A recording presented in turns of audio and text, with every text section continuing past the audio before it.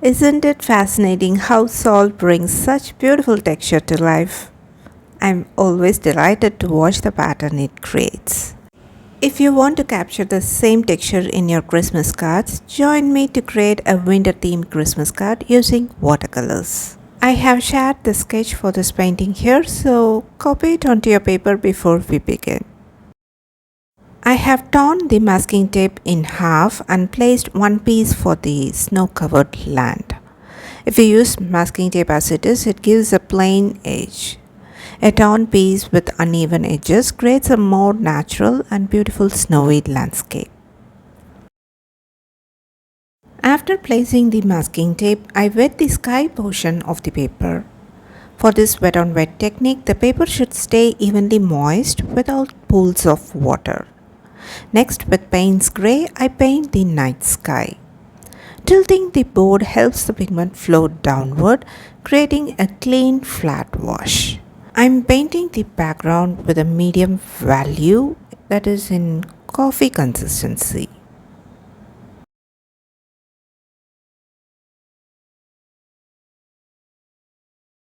Here is something I want to share with you in the middle of this painting process. I have made my sketch available for anyone who finds difficult to draw this little girl. I have included a Pinterest link in the description. Just click it and tap the three dots and select the download image to save it so you can trace it.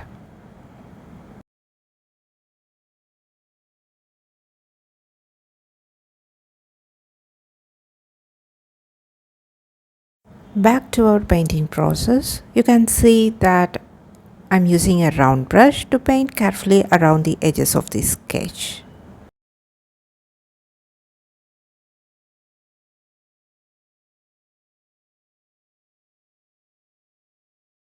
After painting the background, I tilt the board and let the excess pigment collect near the masking tape. Then I wipe it off with a waistcloth.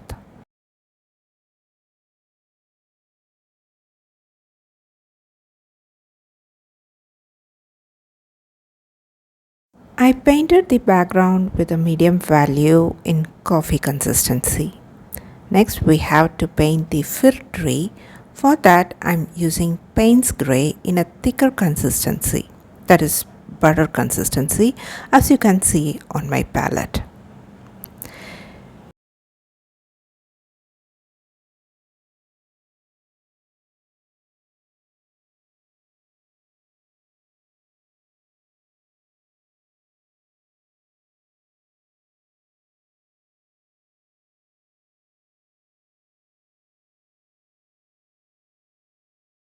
I'm painting just one fir tree, and after finishing it, I sprinkle salt over the wet background to create texture.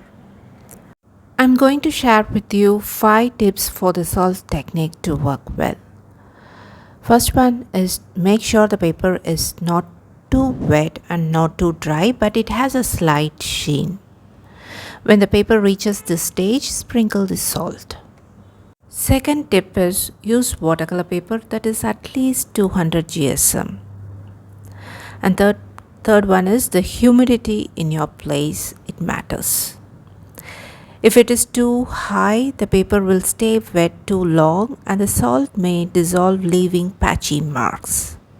If the humidity is too low, then the paper dries too quickly and you may not have enough time to sprinkle the salt.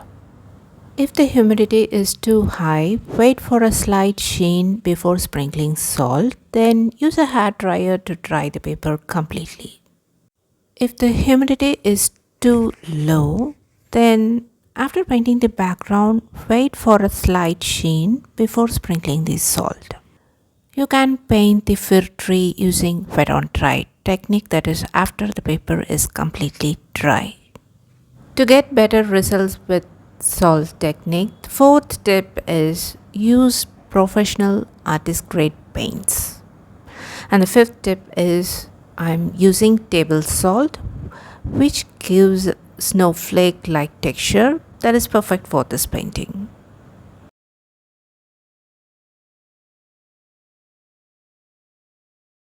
Once the paper is completely dry, gently rub off the salt and remove the torn masking tape. You can see the edges are looking natural. Now we will paint the girl standing in the foreground. For that, first I mix Naples yellow with vermilion hue to get an orange shade. Using a light value of this mix, I paint her face. Next, using a medium value of the same mix, I paint her neck. Then I add her Christmas hat with vermilion hue.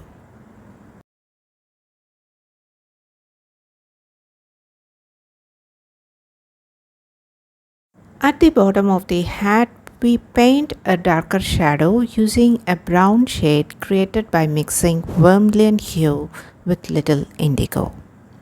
I noticed the neck also needs some shadow, so I add the same brown tone underneath her neck.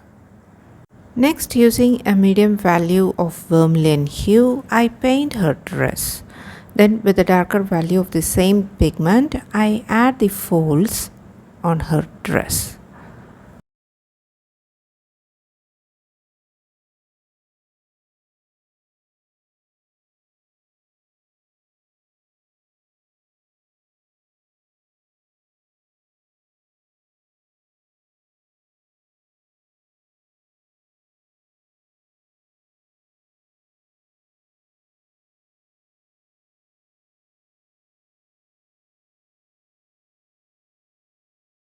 Next, I use indigo to paint the shadows on the dress.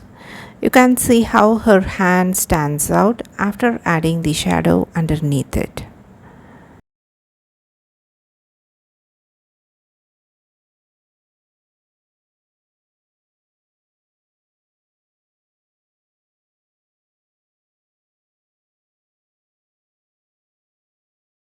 Using the same indigo pigment, I paint her hair while the dress area is still wet.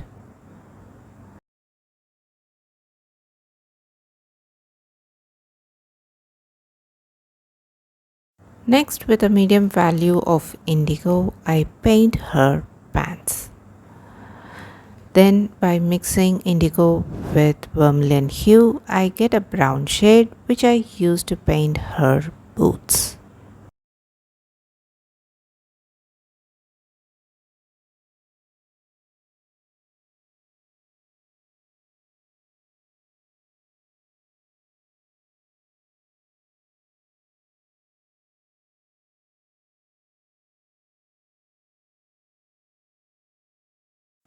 Using a lighter value of brown shade that is already on my palette, I paint the girl's shadow on the snow.